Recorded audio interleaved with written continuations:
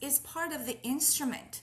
The seer is the mediator that looks at these signs and makes sense of them, looks at these patterns, makes sense of them, completes them, turns them into signs, right? At that moment, the signs are still static. They are simply signs. But the seer then uses their imagination, or active imagination, to use Jungian term, and communes with these signs via semiotic communication, and turns these signs into symbols, right? The symbol is larger than the sign. The symbol is charged with energy. And so when these signs become symbols, they become archetypes. They acquire archetypal powers and energy, and they open up the access to the collective unconscious. So this is now it is believed that now the seeker is very much involved in the production of the cup. The seeker is the person who is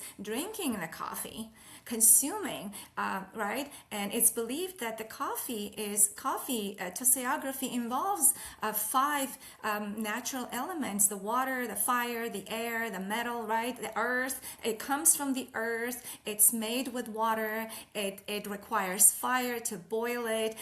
Fire needs air. It's made in a metal pot. So all these essential elements come into making this coffee, and it's poured in an ordinary cup. But once it's poured in the ordinary cup and it touches the seeker's lips, right, the mouth, and it goes, my mouth is a sacred, is a organ. It's through the mouth, it's our connection to the outside world. We speak through our mouth. Mouth gives us gives power to our voice, power to our expression. We consume food with our mouth. We make love. With our lips. So mouth is very important. So once the seekers drinks that coffee with that cup is no longer an ordinary cup. It becomes a ritual instrument in the ritual, and it acquires its potency. So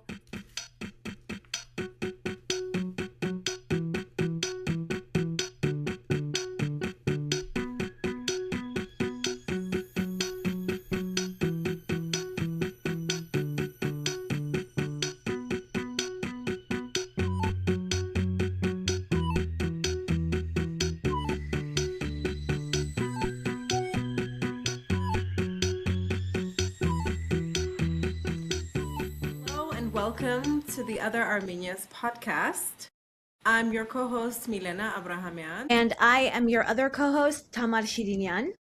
So before Tamar introduces our guest for today, I'm just going to remind everyone to, as always, please like, subscribe, comment, share with people if the topic speaks to you. Find other episodes. This is going to be our 34th or 35th episode. I can't remember, but we're like in our 30s already. So there's so many episodes that have happened already, and I'm sure everyone will find or could find something of interest for them. So just go scroll through and see what piques your interest, and engage with it. We're almost middle-aged as a podcast. So we are really excited to have our guest today, Elizabeth Avetisian, who is a transpersonal scholar trained in research psychology. She has conducted some fascinating empirical research on tasseography, just non-ethnographic. This is actually a kind of scientific approach to tasseography that's really interesting, and we'll be talking about that research today. Today's episode is yet another one on coffee cup reading, so audience, you can probably tell that Milena and I are really invested and fascinated by this practice, this process, this ritual, however we want to think about it. And it will be, so it's our second episode. You can go check out our last episode on it with Zeynep Korkman. I think it's episode 33. So welcome to the Other Armenians podcast, Elizabeth. Yes, thank you for having me. So we're gonna talk about coffee cup reading, psychoanalysis, and your fascinating research that brings these together. But maybe before we get to that, I'd be really interested in getting to know you a little bit more, and what got you interested in psychology or maybe transpersonal psychology to begin with. Was it coffee cup reading that brought you to psychology, or maybe psychology that got you thinking about coffee cup reading, or was it something else? Interesting. I would say all of those and none of those at the same time. I think it's more synchronicities, and it's no accident that the path led me to this exploration, this examination. I think I don't have psychology background. Neither do I have any cup reading background. My family didn't really, was not into it. I wasn't directly exposed to it other than growing up in the culture, and, my friends read it, and it was a curiosity, right? But the synchronicity was interesting because how I got into psychology.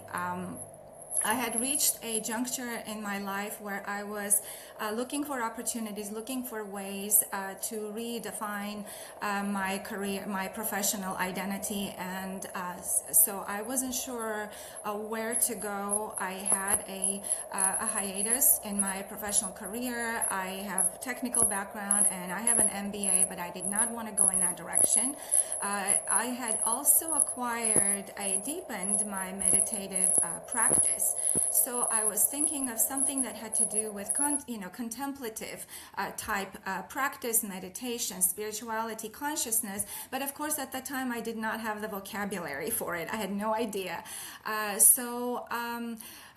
A workshop came to my attention at that time when I was looking for the next step in my career, and it was designed and delivered by a humanistic psychology, Dr. Jean Houston.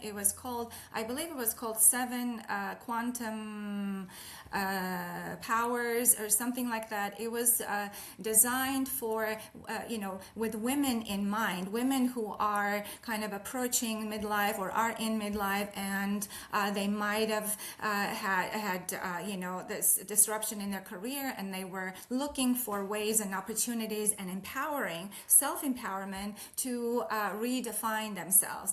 And so that workshop sounded very suitable.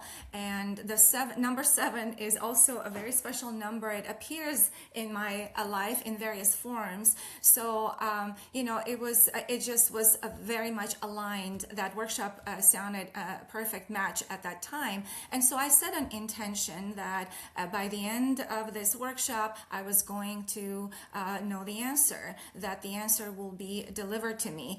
And, I started the workshop week after week. It was self-guided, remote. We were receiving various lessons, and the lessons, entailed a lot of meditative work, visual imagery, and a contemplation, connecting with ancestry, and all these beautiful things, being in nature and communing, and various kinds of visualizations. And I dutifully followed these lessons week after week, and I stayed truthful to my conviction that I was going to find an answer at the end of the workshop. Of course, the first week, second week, third week, fourth week, all the weeks passed, the answer didn't come, but I remained faithful. I never once questioned, doubted. I never once was fearful or doubtful or anxious. And so the 7th week passed, and I finished the workshop. I still had no answer.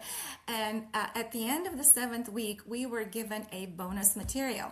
And that bonus material was a recorded lecture for women's empowerment specifically. And I was curious about the woman who delivered the lecture, and I looked up at her credentials, and it said PhD candidate, California Institute of Integral Studies.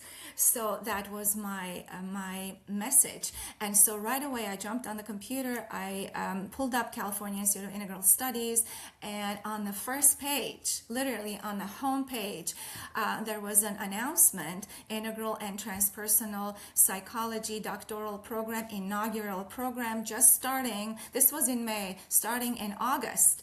And so then I looked up and all the courses, and they were the perfect alignment. They gave me the vocabulary. They gave me they affirmed what I had desired. So I knew that this was the answer that was delivered to me at the end of the workshop. Of course, in retrospect, now I see that that was a divine synchronicity. But of course, I was at a point in my life that committing to 5 years of studies and financial commitment seemed a little bit daunting. So I decided to step back and not share with anyone, not seek anybody's advice. I did not want any noise. Yes, you should do it. No, are you crazy? I did not want to hear anybody's advice. So I decided to leave and travel, to be by myself, to be alone, and to tune in to my inner voice. And that's what I did. I decided to go abroad. I wasn't sure where to go. I hadn't been to Spain, so Spain sounded like a good candidate. And when I was searching for ideas of where to go in Spain, Camino de Santiago opened up for some reason. At that point, I hadn't heard of Camino pilgrimage, and I read about it, I learned about it, and I said, yes, this is it. The pilgrimage is the answer. So I dropped everything, and 2 weeks later, I was on my way to Spain to walk the Camino. I walked the first 105 miles of the Camino by myself, communing with nature and hearing the birds chirp and seeing the butterflies and all the things that I had seen growing up in my motherland, the storks and the swallows that I don't see much in California. So it was a very transformative experience, and walking through rain and fog and hail and lightning and sunshine, and connecting with a deeper, my deeper voice. And I made an unequivocal decision upon return that I was going to apply for this program. And so I started my program. Unlike my cohort, however, I did not have a psychology background. Most of my cohorts, this was an inaugural program, so most of my cohort in that first year were psychotherapists, and they had come to the program with very solid ideas of what they were going to research. The topics that they were already working on. They wanted to research, let's say, PTSD or complex trauma or post-traumatic growth from transpersonal lenses. I had no clue. I really did not even have a background of any understanding of psychology. Of course, this was a transdisciplinary, multidisciplinary program, so they welcomed people with my background. I had, done software engineering. I worked in the corporate field. I had an MBA, so they really welcomed people from these diverse backgrounds. And but again, I started the program. I was not overwhelmed that all my cohort had ideas. It was, even though we had a virtual program, but we had twice a year residential weeks where we spent time together with faculty. And I would, go to these events, and I would see my cohort talk to the faculty, run, their ideas by them to try to fine tune their design and try to recruit a chair. And here I was, and I had no concept. But I trusted, just like before, that the answer will come when I was ready to receive it. I knew I wasn't ready. I did not have a conceptual understanding of, most of the concepts in psychology. How was I going to conduct any research or know what I was going to research on? So I let it marinate. I let it just sit, and the conviction remained. I remained faithful to my belief that I will find the answer. So after the first year, of course, no answer. After the second year, pretty much, most of the program, I had no answer. And then toward the end of the program, I took an elective course called Intro to Consciousness. And it was taught by the late Ellen Leslie Combe, who had co-written a book titled Synchronicity.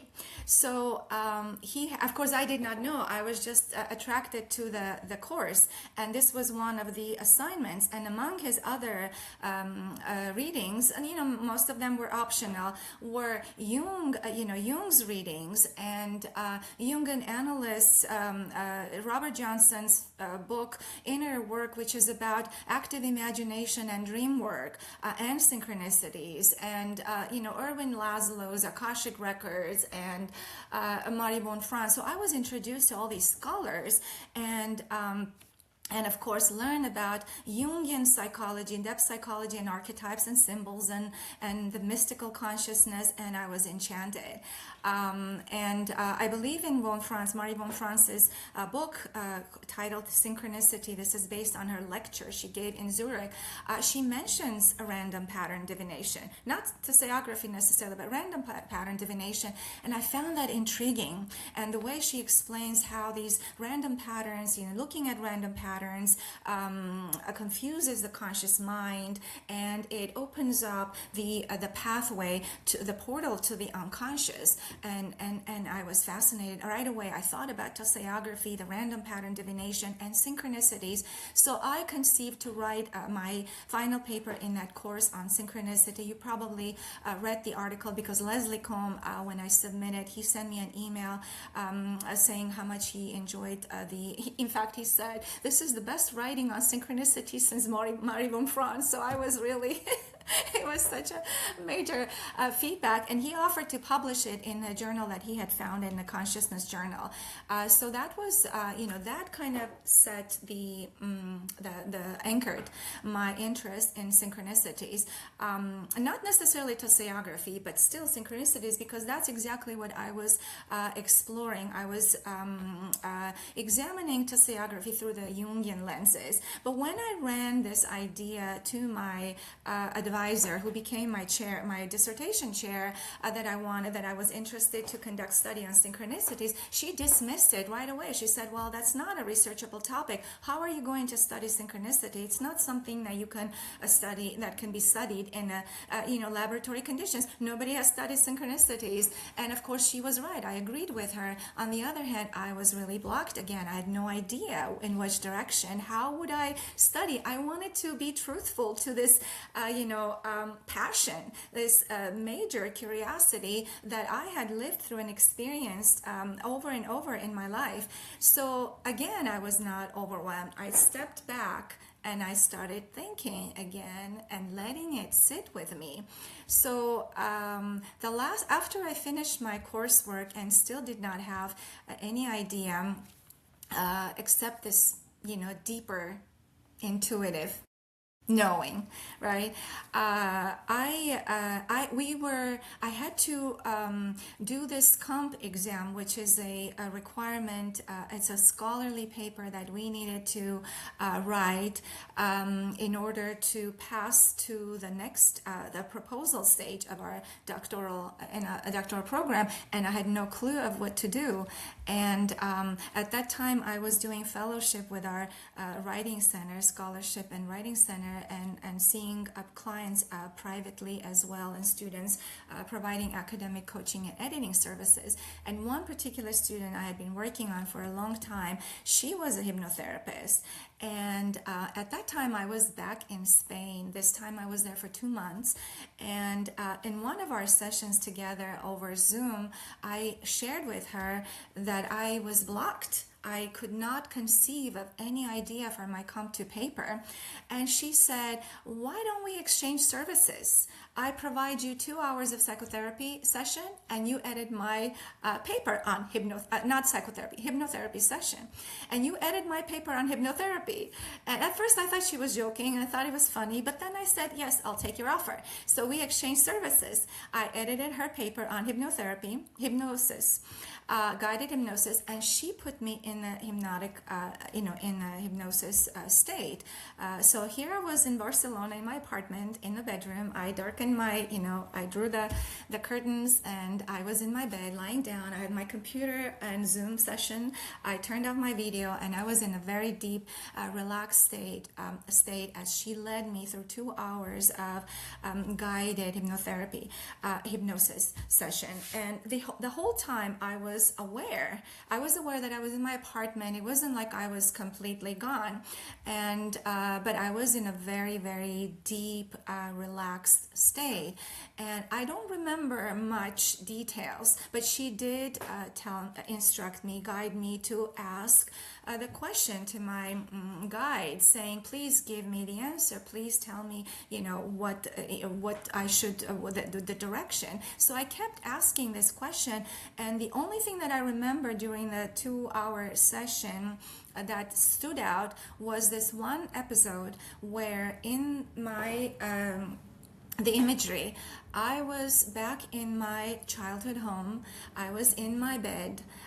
When I was a student, I used to drink coffee, Armenian coffee, and turn the cup, and I sit in my bed and read my cup.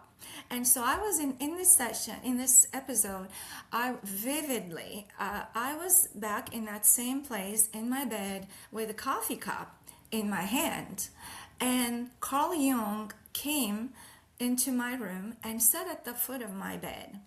So I don't remember anything else. This was just a snapshot that came so vividly to me. And so we finished, and the rest I don't remember.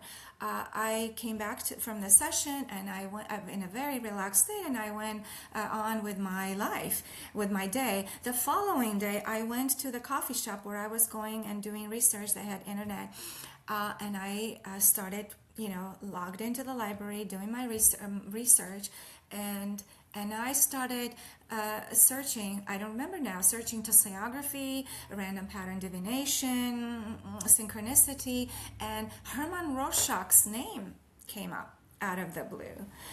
And which I did, I had seen his name mentioned by Marie von Franz in relation to random pattern divination and perception. So I was intrigued. And I found that was one of the threads. And so I started digging deeper and pulling everything and reading about Hermann Rorschach and learn about his perceptual experiment and learn about, and downloaded his book called Psychodiagnostic and learn about the inkblot test. And I was fascinated because the inkblots resemble, and I brought some to show you and your viewers who haven't seen, you probably have seen them. This is card number 5 and card number 4, all these cards that are based on clixography, which is an inkblot image. So Rorschach experimented. I don't know if I'm answering these questions, but I'm trying to tie it to tasseography.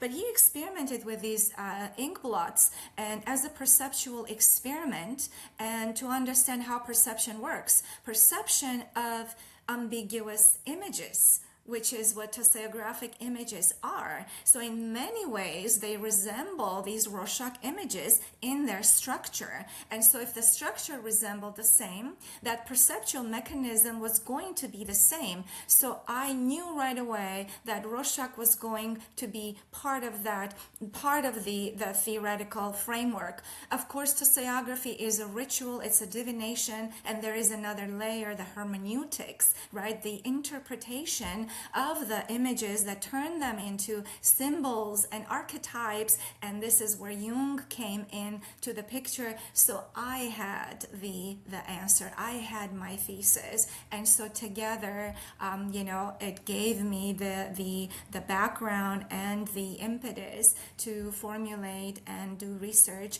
the research for my Comp 2 exam, and so in 2 months time I worked on it while I was traveling, and then came back and my Comp 2 was done. And of course that Comp 2 fed into my research that you read recently.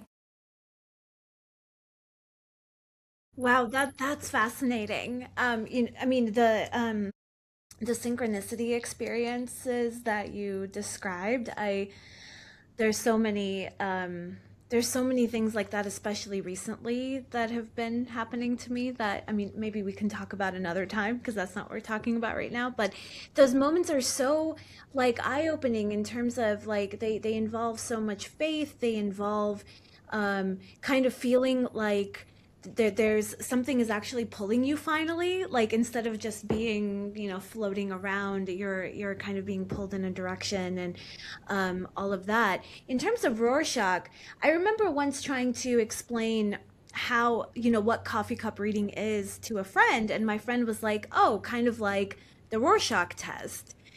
And I was like, yeah, but not really. And the reason why is because the Rorschach test is really about what one's perception of kind of random figures, random images says about one's own unconscious, right? It's about you see something because there's something that you're not aware of that's driving you to see something, right? And it's a kind of window into the unconscious in a way. But the coffee cup reading is actually about you seeing something that is about someone else. So it's not in your unconscious, it's actually in something else, which then leads me to these questions about Jung and Jung's, you know, theories about the unconscious, the psychoid, the collective unconscious, and the transpersonal that you're bringing into a lot of your work and what Jung had to say about that. So can you talk about some of those conceptual frameworks of how it's the unconscious is actually beyond just one's own internal psyche? Yes, that's an excellent question, and you know, and that's what makes this phenomenon so intriguing, because the perceptual element is, yes, it's one's own unconscious. In fact, the what underlies the perceptual mechanism of looking at unstructured stimulus, right? That is not objective, right? When we look at an image that's a photocopy, a photographic image of something, a butterfly, a tree, we know right away it's objective. We have no doubt. We don't stop to think. We know it's a butterfly. We recognize it. So that image is retrieved from our memory right away. But when the stimulus is unstructured and abstract, our mind gets confused. So what happens is behind the scene is a psychological mechanism called pareidolia. The pareidolia is a brain function. It's a neurological function. In the case of visual pareidolia, it's mediated by the visual cortex. So what happens is when we see an image, we're accessing unconsciously and rapidly or semi-consciously our memory bank and retrieving all the previous stored memory images called engrams back, right? Retrieving them and trying to rapidly match the image that closely resembles this unstructured stimulus. So our mind, in essence, is completing this fragmented pieces of visual stimulus to make it as comprehensible as possible by relying on our memory. And so the interesting thing is that the memory association, when the images are stored in the memory, they're not stored neutrally, they're stored with affect, to use a psychological term. They're stored with emotion. So when they're retrieved, these emotions are retrieved with the images, and they're combined with the current emotions, creating a complex emotional state that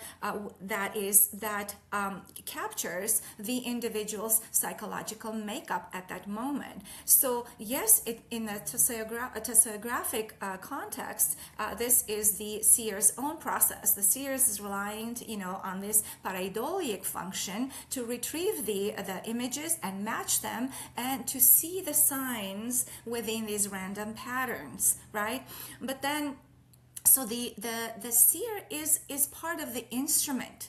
The seer is the mediator that looks at these signs and makes sense of them, looks at these patterns, makes sense of them, completes them, turns them into signs, right? At that moment, the signs are still static. They are simply signs. But the seer then uses their imagination, or active imagination, to use Jungian term, and communes with these signs via semiotic communication, and turns these signs into symbols, right? The symbol is larger than the sign. The symbol is charged with energy. And so when these signs become symbols, they become archetypes. They acquire archetypal powers and energy, and they open up the access to the collective unconscious. So this is now it is believed that now the seeker is very much involved in the production of the cup. The seeker is the person who is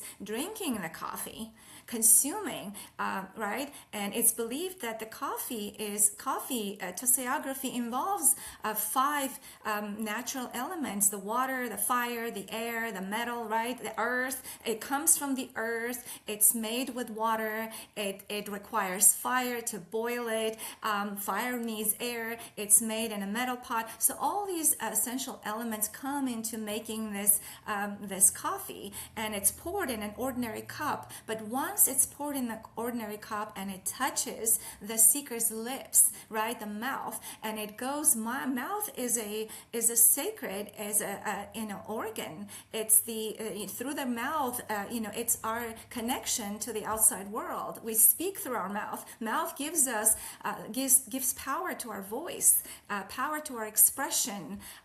We consume food with our mouth. We make love.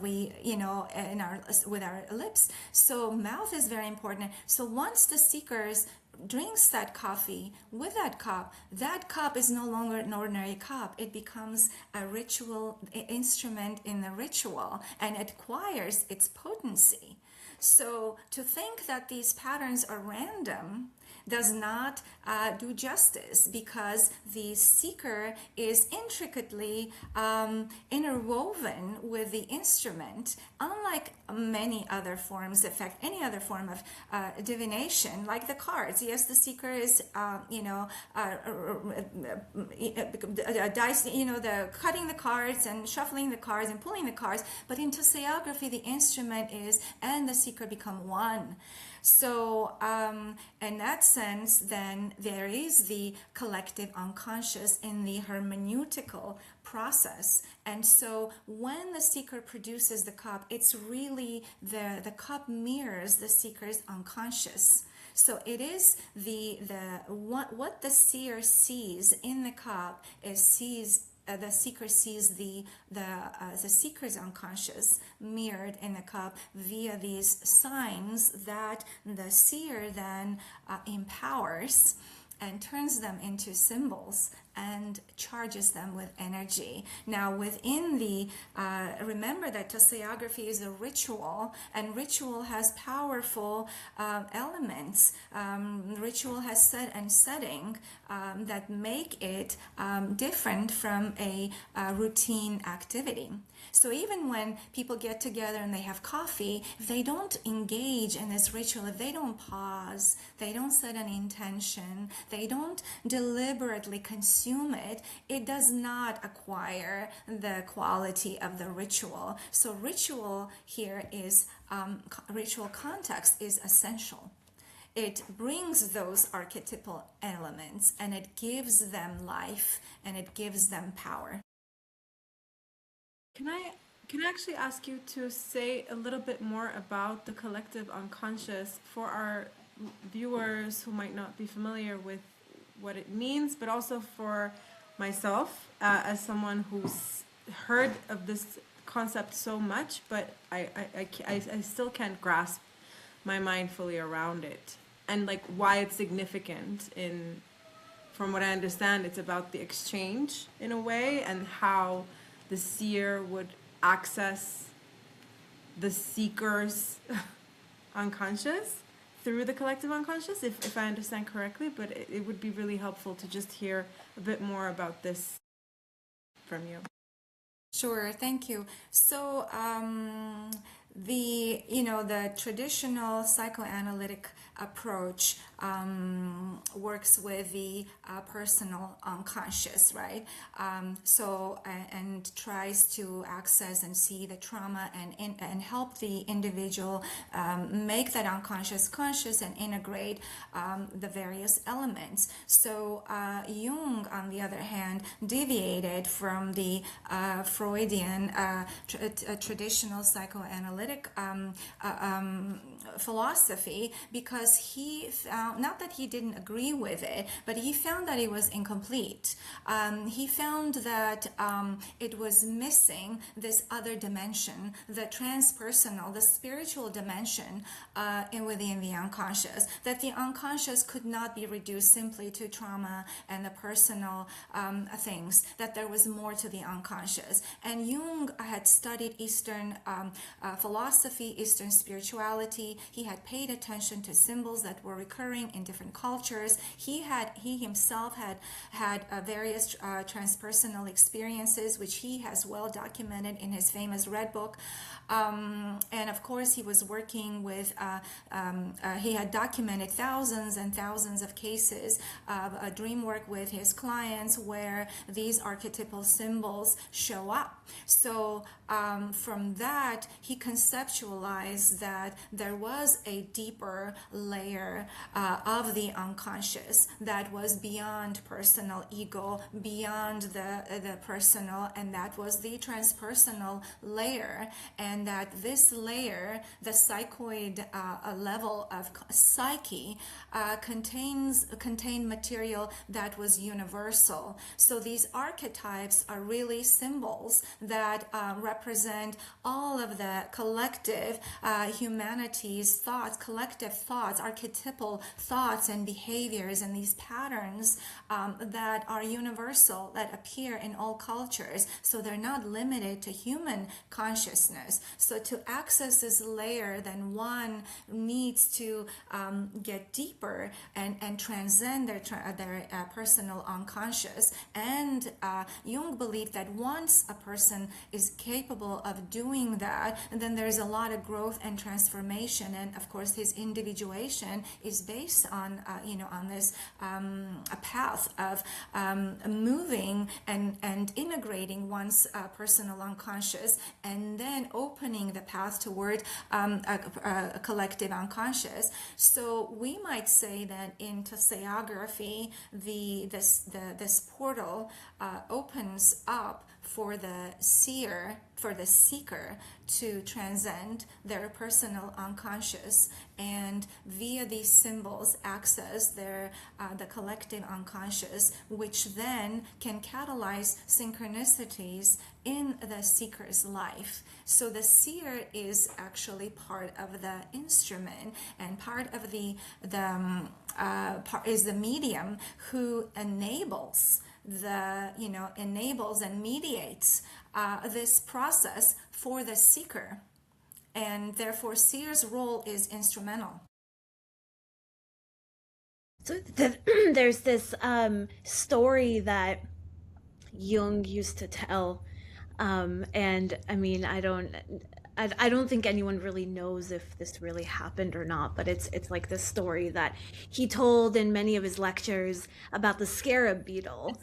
Yeah. And it's so he had a patient, this woman who was having a really hard time with analysis and didn't trust Jung as her doctor at all, and couldn't connect and didn't see the point in any of it, and wasn't really fully taking on the analytic process, wasn't fully honest, and all of this.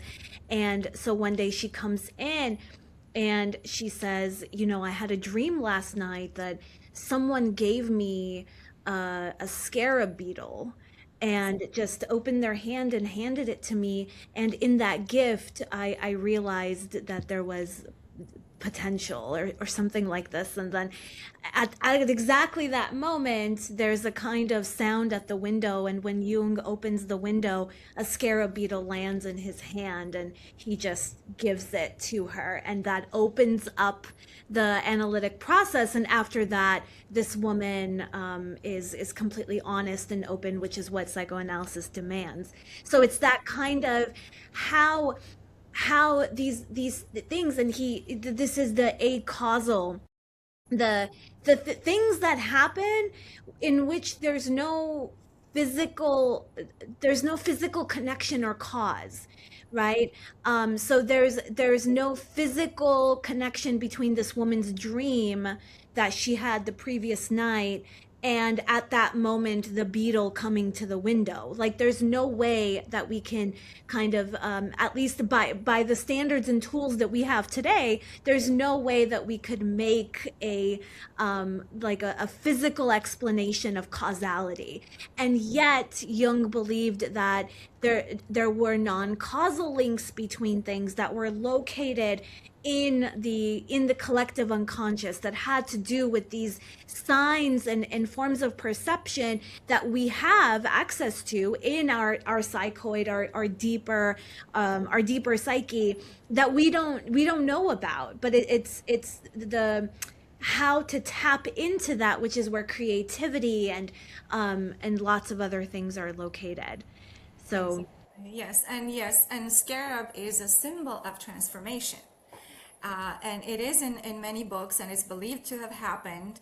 And yes, you brought us to the concept of synchronicity, or what Jung called a causal principle. And synchronicity is cannot be explained using from the Newtonian, conventional Newtonian understanding of cause and effect. But synchronicity really is that connective principle, a causal principle that connects two or more events through meaning, which is psychic event, right? That meaning is relevant to the person who is experiencing the synchronicity. So for someone, opening the window and some beetle entering the room it's not meaningful, but it is only meaningful to those who are related and are experiencing those symbols and those events in their life. So the meaning is the key.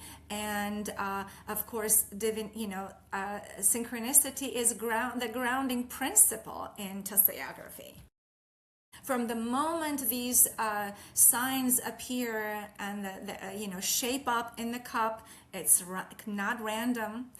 It's very purposeful. One can say that the intentional energy and the connection, the seeker's connection with the instrument, and the ritual context, the set and setting, the feelings, the emotions, make this, and the symbols that are created and charged with energy, we can deduce that it catalyzes synchronicities in the seeker's life. Of course, we cannot test this, right? So we have to rely on this. But you did test it, and so I want to now go to your research on this, because your advisor might have told you when you were studying that there's no way to measure or to study synchronicity. You in fact managed to find a way of doing this. So you have an article that was published in 2022, and this was based on research that you conducted during COVID, as far as I understand, because you had to do it virtually, which then had some repercussions on the findings itself. So this is like a really interesting, and I don't do experiments. I'm a scholar. I do ethnographic research, and I've never designed an experiment, but this is probably one of the most interesting experiments that I've encountered in terms of how you would design and put something like this together.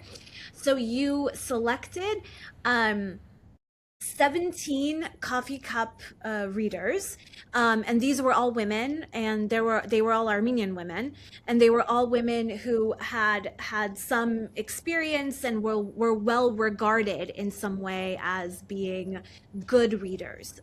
So they had a trusted network of people who sought out their readings, and so you selected these 17 women, and you also selected two seekers. So seekers are the ones who drink from the cup and have their cup read.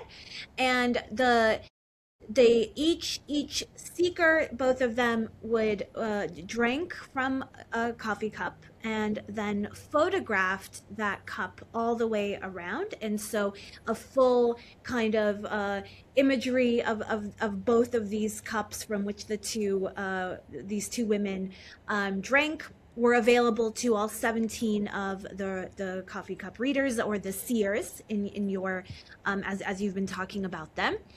And then what you did was you hosted Zoom sessions. I guess that would be 17 times 2 Zoom sessions, where each of those the seekers' cups were being read in real time, and you were observing them on Zoom by all 17 of the seers. And so in this way, there's a way of preserving the actual instrument. It's the same. So this isn't like all these 17 women are reading different cups, but they're actually reading the same cup. So there's a way to, and of course time lapses, because it takes a really long time, I imagine, to have 17 Zoom interviews. But as time lapses, of course, there might be, you account for some of the differences in the readings because the person's life changes as time goes by and their circumstances change. And so there is that, but it is the same instrument that was read 17 times. Not the same. Yeah, so the same instrument was read by half of the reader, half of the seers. I had two seekers, Oh, I see. two cups, and so that was done intentionally because I wanted to introduce a variation in the seekers, variation in their intentional energy, variation in their life experiences. So the seekers were carefully chosen to be in different stages in life, one younger, one older, one married, one single, and like living different realities and having different intentions to make the reading interesting and to be able to have a basis for comparison. So my goal was to have 18, so I could have 9 and 9. I wasn't able to reach the the goal of having 18 seers, but so they were not split evenly. I had 9 seers in one group reading one cup for one seeker, and then 8 individuals, 8 women reading the second cup for the second seeker. Yeah, so as these Zoom meetings where the readings are taking place, you're also present. So there's 3 of you in each of these meetings, but you have your video and your sound turned off so that you don't distract. And each of these readings is 20 to 25 minutes long. About one of them, you tell us, lasted for a really long time, like an hour. And so maybe you could tell us a little bit about why that, what was up with that meeting, why did that reading take so long. But this is a fascinating kind of research. I mean, because it's the same cup very rarely ever gets read by more than one person. I But mean, it's always like there's always someone in the room who's like, "Oh, let me read it too. Let's yeah, compare." There's always someone like that. Yeah. that's true. That's true. But to add, can I add something to Tamar's question in terms of the design of the experiment?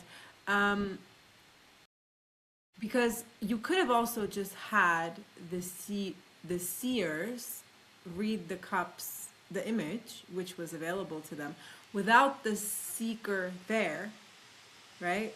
Why choose to have the seeker there for each one?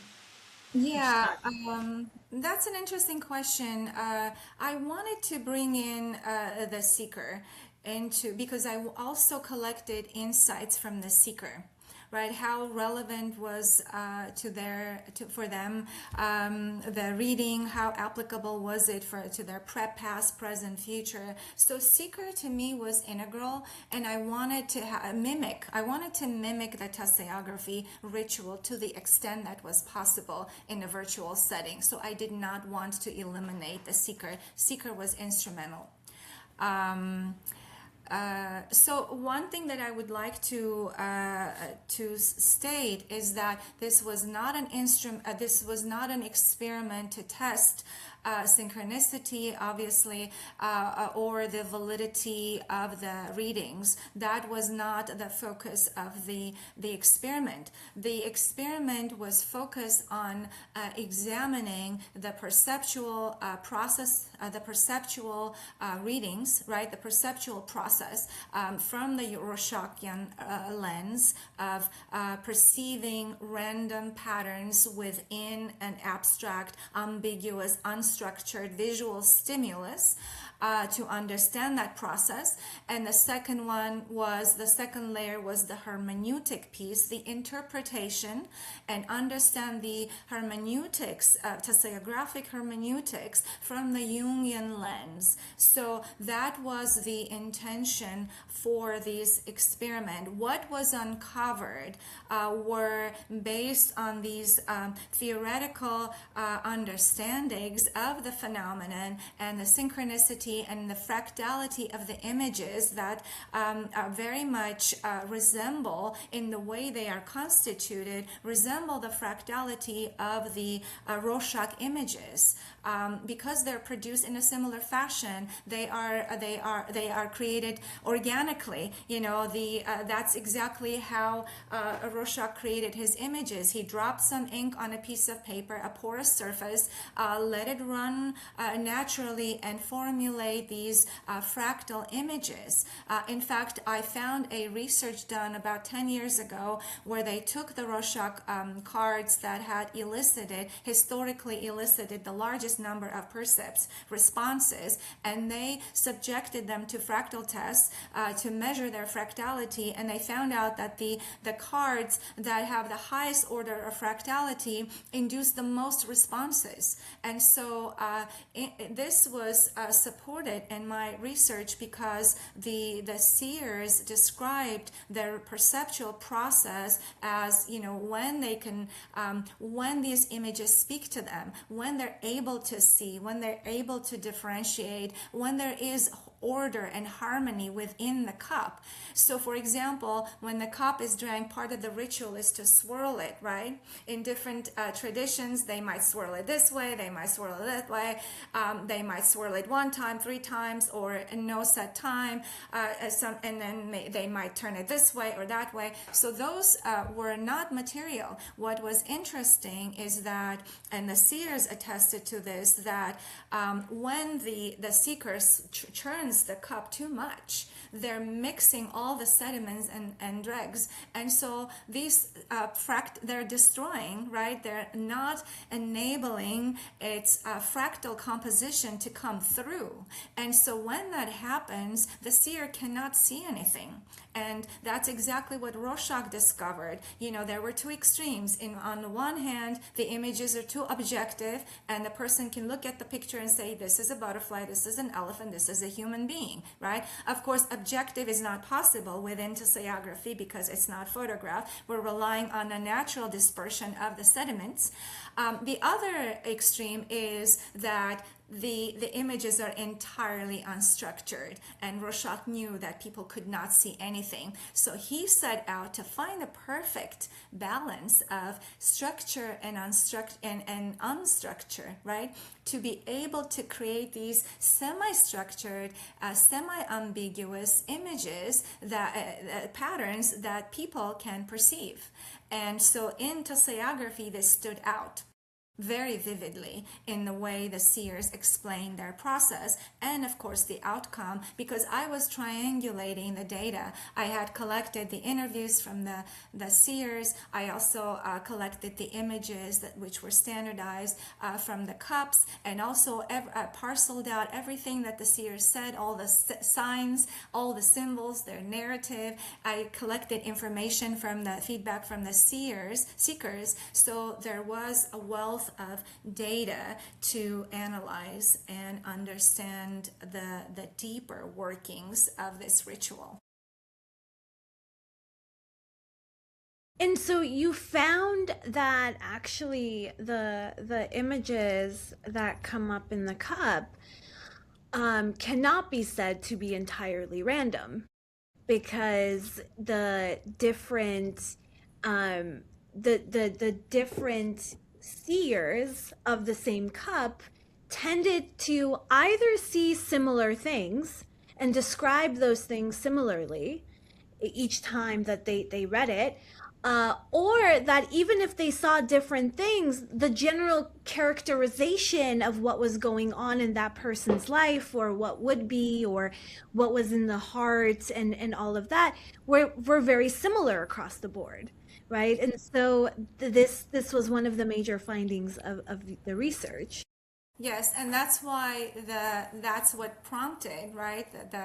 Not the findings, but the design was to control the cup. So instead of having the seers read a different cup each time, the instrument was controlled, and it was controlled because I was testing the perceptual convergence, which is the first element, seeing similar things, multiple seers seeing similar things in the same instrument, and hermeneutic convergence, interpreting, somehow coming up with similar predictions or similar narratives, independent or not of what they perceived. So this was a very intriguing finding, that there were substantial convergence in both processes, the perceptual process and the interpretation process. Another interesting finding that you mentioned, Tamar, is yes, the cup got, so to speak, older, right? In a conventional sense, the seeker drinks the cup, produces the instrument, and that cup is read right away, because it is believed that the cup represents the seeker's unconscious and the inner world at that moment. So I had arbitrarily chosen 45 days to elapse, because I was projecting that I would be able to find, recruit, and interview and do this ritual with 9 participants during that time. So it was interesting with a second seeker whose life had taken an unexpected turns during that 45-day period of moving countries, relocating, changing life, changing relationships from the time she had produced that cup. And the interesting thing is that I would have expected, and the seekers would certainly expect, that she was expecting to hear things about her current life at that moment, when she was present with a seer in that moment of reading. Yet based on the seeker's feedback, increasingly the readings represented her life situation at the time she consumed the cup, and not at the time the readings incrementally. First reading was closer to when she had produced the cup, right? The first reading, in fact, happened the day or the next day when she produced the cup, and then subsequently up to 45 days. So she was seeing that the cup represented her life at that moment of creation, which suggests metaphysically that the cup these images are not random, that there is some kind of fractal order that also takes the seeker's psychic energy and infuses the cup with the energy, and so the cup represents the seeker's inner world at the time of consumption, which also interestingly, and the entire design being virtual and not in the same space, also eliminated or at least minimized the possibility of so-called social intuition and social reading. When the seeker and the seer are both in the same space, and maybe they know each other, they know of the other person's life, or they can make some observations. The person's wearing a wedding ring, or this person is sad or happy or whatever, right? That type of information is very limited in our virtual design, because the entire time the image was projected on the screen, our videos were minimized, our mind was off. The seeker and the seer did not know each other.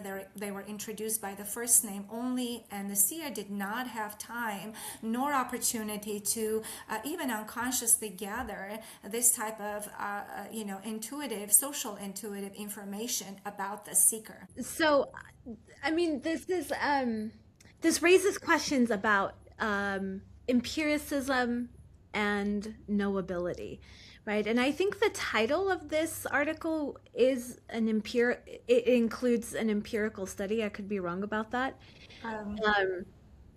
But so in any case, you've designed this empirical experiment to try to understand the ways in which images are perceived, the ways in which that works in terms of divination in the tasseography method, but there's a lot in your findings, right, that like are again acausal.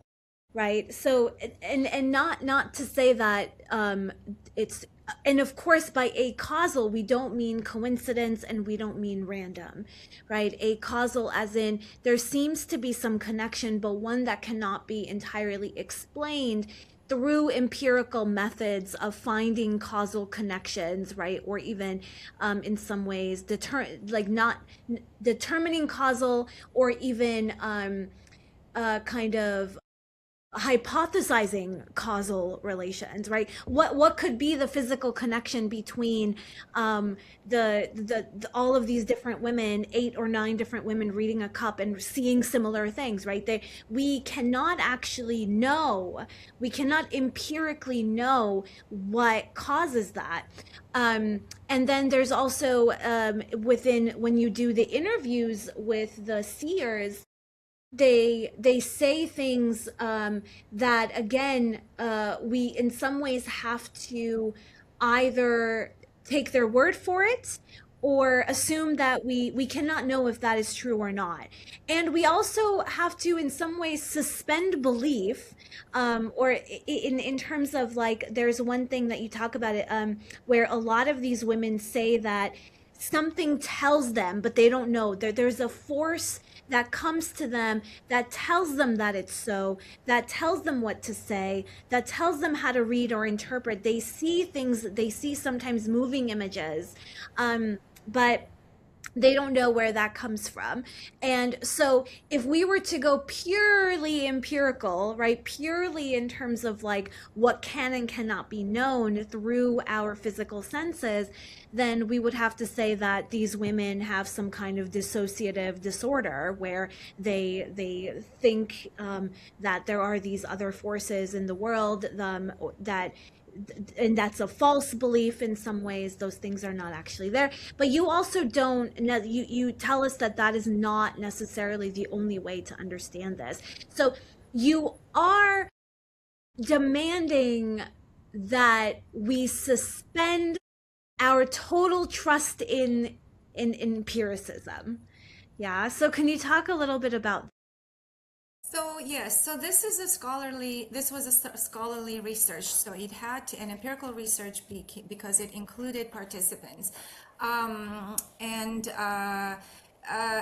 this was qualitative research also. So as scholarly research, it had to follow all the standardized, controlled, right, to the degree possible, to make it valid, to make to make its results valid and the results reliable, right? But being a qualitative research also means that the researcher does not go into research. Well, the qualitative research does not aim to prove anything, right? It's not testing any kind of hypothesis. It is experimenting. In qualitative research, the data drive the conclusions. The data, everything is grounded in data, not preconceived ideas, expectations, anticipations. So as a qualitative researcher, we must bracket our prior perceptions of and expectations of the phenomenon and go with as much neutrality as possible. And so I was not testing any of these. I was simply trying to bring light to this complex phenomenon that involves these intricate processes and mechanisms, and try to understand and interpret the findings through prior theoretical conceptualizations, because as you said, these things are not tested, have not been tested empirically. What would be interesting to do in the future might be to have the seekers read seers perform the ritual in a laboratory condition. When the seeker produces the cup, have both of individuals hooked up to capture their brain waves, to understand, to capture what areas of the brain are being activated in both individuals. Of course, this is not going to tell us about a collective unconscious. Independent research has done that with Rorschach cards, and they found out that when the respondents looks at the static images and see movement in the images, particularly human movement, and this is one of the categories in the Rorschach test, then these type of perception, this function, is related to higher cognitive functioning of the brain in perspective taking, simulation, and empathy. So this is important because as having experience with tasseography, that oftentimes the seers will see human forms. They will see human forms in action, and this certainly surfaced in my research, where they saw two people talking and chatting or arguing or walking, one's pulling the other's hand and the other one's following or doesn't want to go. So these intricate and complex human movements indicate, according to prior research on similar stimulus perceptual experiments, that these so-called mirror neurons are being activated. And so mirror neurons are related to empathy. So that suggests that the seer brings considerable empathy into this ritual, which brings me to the healing aspect of it, right? In some ways, the seer, this is therapeutic for both individuals, not only the seeker, but also the seer, because the seer then becomes this individual who holds this empathetic space for an individual, the seeker, who's vulnerable. Who's trusting them, whose life is now out and projected into the cup, and for the seer to help the seeker to make sense of their past, current, or future life situations. It could be interesting to also have a research question around that connection, that attunement that happens between two people in a coffee cup reading. We were talking with our previous guest a little bit about this as well. Another thing I was thinking to add to this is, you mentioned the different types of random pattern divination that can happen, and how coffee, and you talked about the difference with the coffee cup, as something that is, like, touching the mouth and the lips, and like really like that person is kind of imprinted on the tool, the instrument that is being used. And then you're also talking about the interpretation of images made from that. And, just from my experience, because I read coffee cups, there are moments where I'm not even looking at the images. I just need to be holding the cup to have as like, and it can very much also happen if I decide that I'm not even holding this cup anymore, so I think that could be an interesting sort of thing to isolate if you want to really like have additional layers of what you could be looking at, to see to see this part of it, of how this part works, where you don't even have anything that you're working, you don't even have any material, like actual things that you're working with, but it's somewhere else. Exactly, exactly. That actually came up in my study, and more than one seer expressed that when they were describing their process, that oftentimes the instrument is simply a portal. They just look at one, as you described, Milena. They just look at one image, one symbol, and that symbol takes them. In fact, to use one of the seer's words, I look at one. I only need to see one sign. I see one sign, and that sign takes me like a movie. She said it takes me from like a movie clip from one to the other, and it opens up multiple worlds for me. And at that point, I'm not reading the cup. So one could say that this portal is opening up the portal to the collective unconscious, right? To the akashic field, this unity consciousness where the seer has access to something beyond the seeker's personal consciousness. And so this one reading that took over an hour was exactly demonstrated that phenomenon. And if we have time, I'll be happy to read a snapshot of it. This was considered an outlier because it did not conform to the remaining readings. It was very different and unique, in that sense. I had not set any artificial restrictions to the reading time, and I wanted to allow the reading to transpire at the very organic, way, and end whenever the seer found that they finished the reading. So this one reading went over an hour, and all three of us were captivated, and it was very emotional. I chose to publish it in an appendix in the original research. You can find it on Google Scholar, the original research. And in fact, the title of the original research is "What's Brewing in the Cup: A Qualitative Study of Embodied Perception Within Armenian Tasseography." So the Armenian context was essential, was important, and I wanted to control that one cultural aspect for the purposes of interpretation, because the different cultures, mixing different cultures, might have introduced the various confines. So it was important to keep it within that context. So this one reading I have published in the appendix in its entirety, and as just to show that these type of phenomena are unpredictable.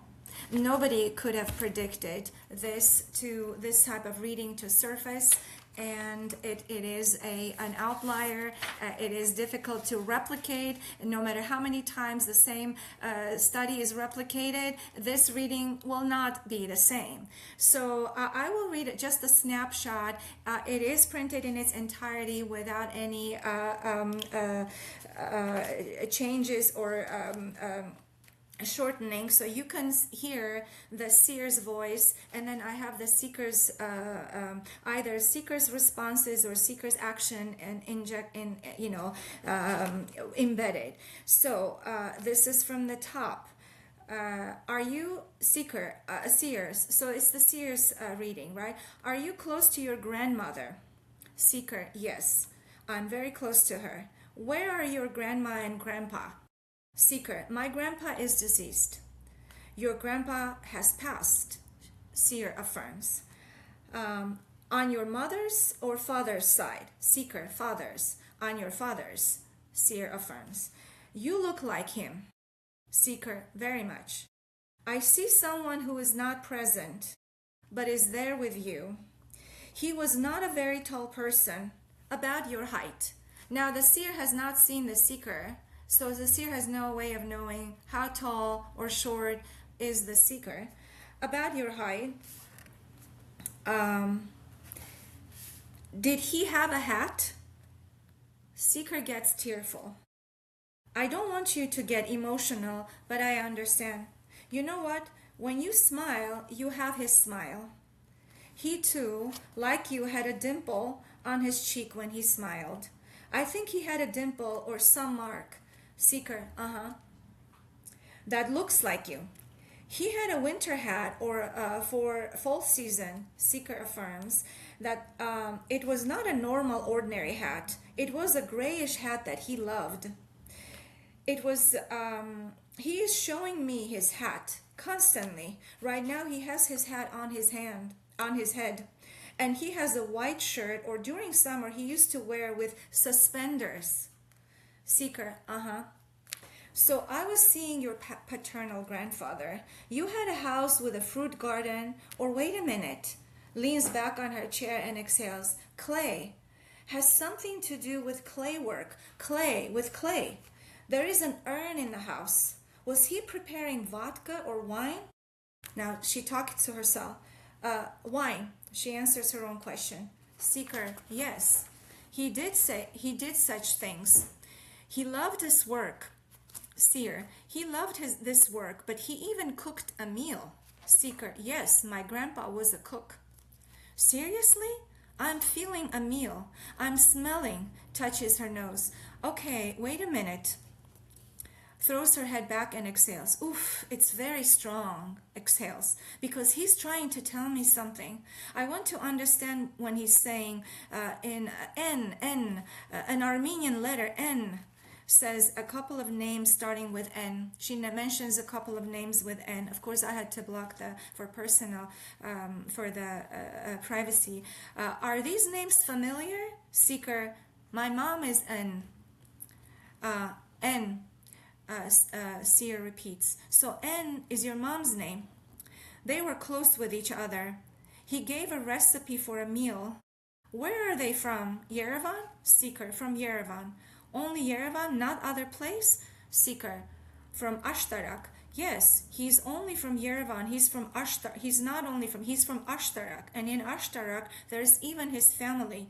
You can ask from your father, and they will tell you that they have also been in another place, and so on. So she goes on, as you can see, to describe all these fine details that she is perceiving, and the whole time she described of this presence that the seer was seeing in the room with her, up to the point of describing some kind of an instrument that this tool that the grandpa was holding, and then after some conversation it turned out to be that very instrument that was responsible for his catastrophic death. He had this instrument in his hand when he was electrocuted in his garage and died. So, this you can, it's unfortunate that something like this has to be dismissed as, anecdotal or not empirical, but this is really what's questioning the divide between what's knowable and what's unknowable, and how does one, test, so to speak, or subject this type of data to scientific experimentation, other than showing that, yes, the seeker endorsed and confirmed the validity of the data. Wow, that's really powerful. And the fact that you have to dismiss that, and that becomes an appendix rather than the kind of center of how to understand this process is really like um, actually troubling about science and the way that it's ordered.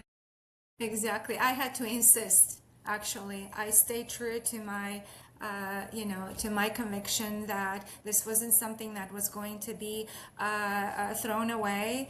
And I told my chair that I would like to include it, and I would like to include my own interpretation that, this is a testament to the fact that synchronicity and this type of parapsychological psi phenomena cannot be subjected to scientific experimentation in real time. Well, thank you so much, Elizabeth, for talking to us about your work and about your processes, and this has been really fascinating. Thank you so much. I'm honored to be here, and your curiosity and your interest and the way you've read and distilled the research are truly inspiring. Thank you, Elizabeth. And just for our listeners, don't forget to subscribe, follow, like, comment. We have another episode about coffee cup readings, so you could watch both and engage and ask questions and share from your own perspective. Thanks so much. Thank you. We'll see you all next time. Bye, everybody.